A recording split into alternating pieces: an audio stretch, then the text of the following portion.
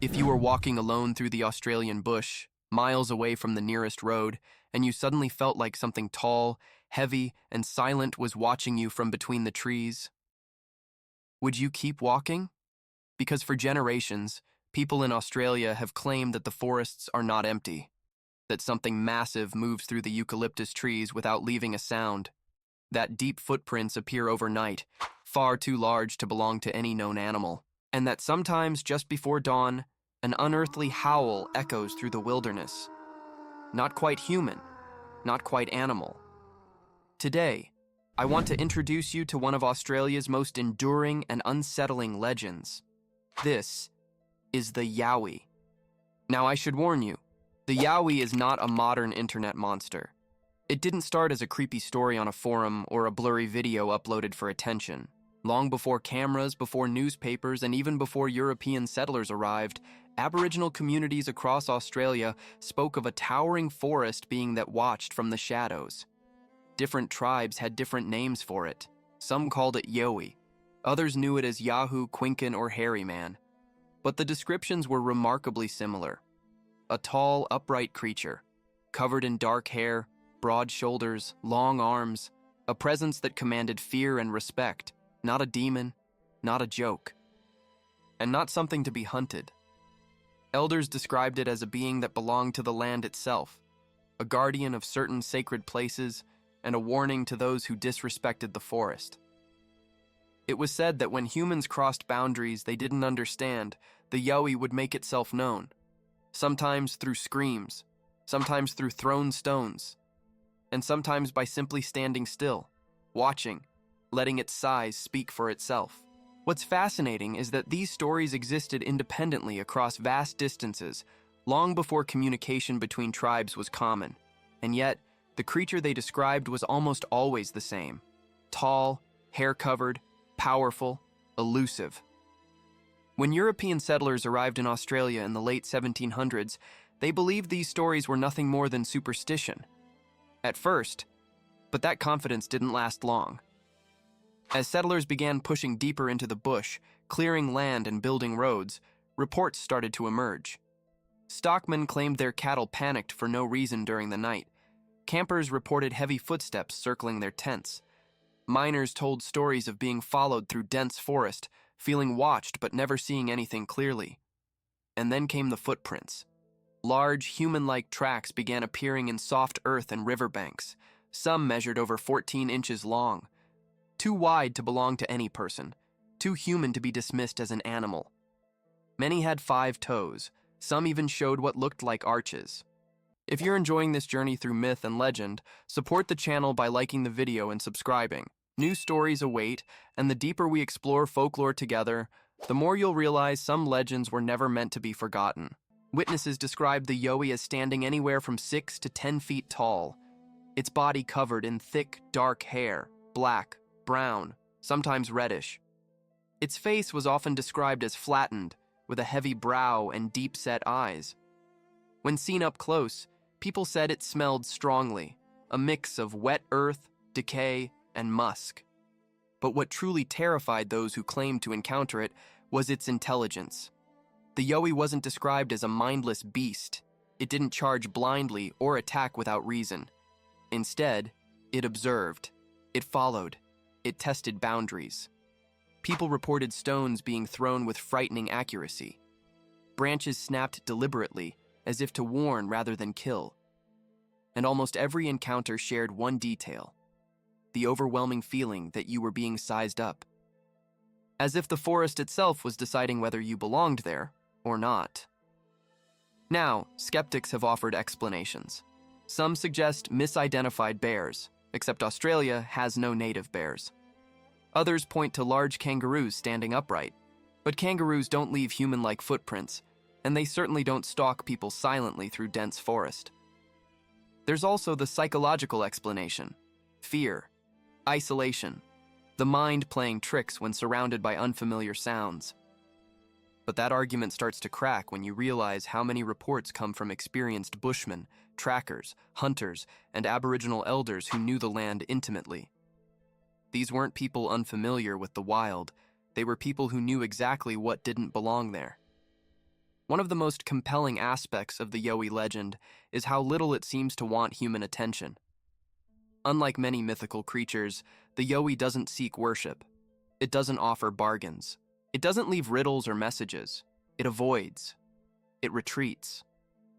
And when it does reveal itself, it's usually brief.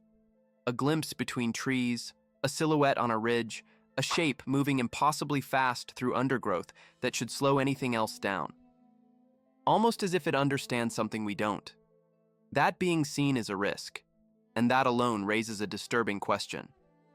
If the Yowie is only a myth, why has it learned to stay hidden so well?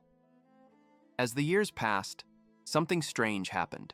The world became smaller, roads expanded, satellites mapped the land, cameras multiplied, and yet, reports of the Yowie did not disappear, they increased.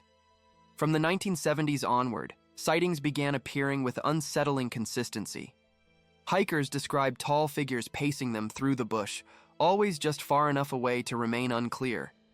Families camping in remote areas reported deep, rhythmic footsteps circling their campsites at night, stopping abruptly whenever a light was turned on. In some cases, the sounds resumed only after the humans went silent again. One encounter stands out. A man driving through rural New South Wales late at night reported seeing a massive figure cross the road in front of his car. He slammed the brakes, expecting to see a kangaroo. Instead, he watched a dark, upright shape step off the road and vanish into the trees with impossible speed. The entire sighting lasted only seconds.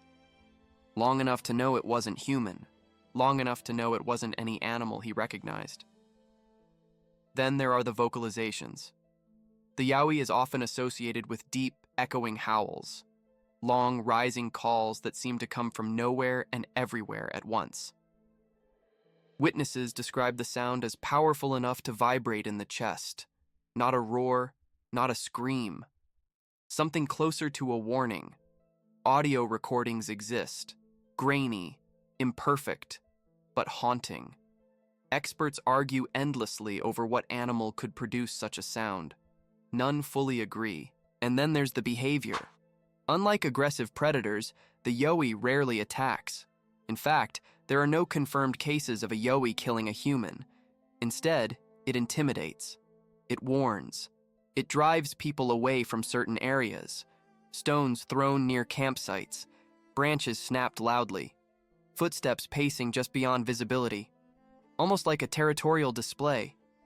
Aboriginal stories support this idea. In many traditions, the Yowie is not evil. It is a boundary keeper. A reminder that not all land is meant to be entered freely. Some places are sacred. Some places belong to older forces. The Yowie exists to enforce that balance, which brings us to a disturbing possibility. What if the Yowie isn't hiding because it's rare, but because it doesn't want to be found? Think about it. The Australian bush is vast, dense, and unforgiving. There are regions so remote that human presence is minimal even today.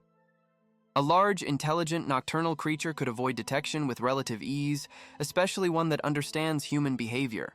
Avoid roads, avoid light, move silently, observe from cover. Sound familiar? Some researchers have pointed out parallels between Yowie reports and other cryptid legends around the world. Bigfoot in North America, the Yeren in China, the Almasty in Central Asia. Creatures separated by continents, cultures, and languages, yet described in almost identical ways. Tall, hair-covered, intelligent, elusive. Coincidence? Or something deeper? Of course, science demands evidence, and that's where the mystery thickens. No confirmed bones, no bodies, no DNA samples that withstand scrutiny, just footprints, sounds, sightings, and stories. But here's the thing. Most species that go extinct leave remains. Most hoaxes collapse under investigation. Yet the Yowie persists, generation after generation, adapting its legend without losing its core. Which raises one final question for this part of the journey. If the Yowie isn't a monster, and isn't an animal we understand, then what exactly are people encountering out there in the forest? And why does it seem to appear only when humans push a little too far into places they were never meant to be? At this point, the question is no longer whether the Yowie is real in a physical sense.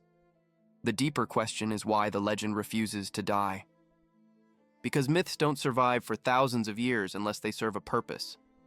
In Aboriginal culture, the Yowie was never meant to be chased, captured, or proven. It was meant to be understood. A living reminder that humans are not the owners of the land, only guests. The forest does not exist for us. We exist within it. The Yowie embodies that idea perfectly. It appears when boundaries are crossed, when people wander where they shouldn't, when respect for the land is lost. It doesn't punish immediately. It warns, and only escalates when ignored. That alone separates it from most monsters. Modern encounters follow the same pattern. The Yowie does not hunt humans. It observes them. It shadows them. It makes itself known just enough to trigger fear, the kind of fear that tells you to turn back. And most people do. Some researchers believe the Yowie could represent a cultural memory, a distant echo of an ancient hominin species that once shared the land with early humans. A species that survived longer in isolation, one that learned to avoid contact rather than compete. Others suggest the Yowie is something we don't yet have language for, not an animal, not a spirit, but a presence tied to place, to landscape, to the emotional weight of wilderness itself. And then there's the simplest explanation of all. The Yowie exists because the Australian bush is still wild enough to allow mystery. In a world mapped down to the last street corner, there are still places where sound travels differently, where shadows move strangely, where silence feels heavy, places where the human mind is forced to confront how small it truly is. And in those places, stories are born. Stories like the Yowie. So if you ever find yourself deep in the Australian wilderness and the forest suddenly goes quiet, if you hear heavy footsteps that stop when you stop, if you feel watched without ever seeing eyes, the legend would tell you not to run, not to scream, but to leave. Because some guides don't lead you forward, they guide you back. And maybe that's the true purpose of the Yowie, not to terrify us, but to remind us that not everything unknown is meant to be conquered. Some things are meant to remain just beyond the trees. If you enjoy this kind of content, make sure to like the video and subscribe to the channel. New stories, creatures, and mysteries are coming every week. See you in the next one.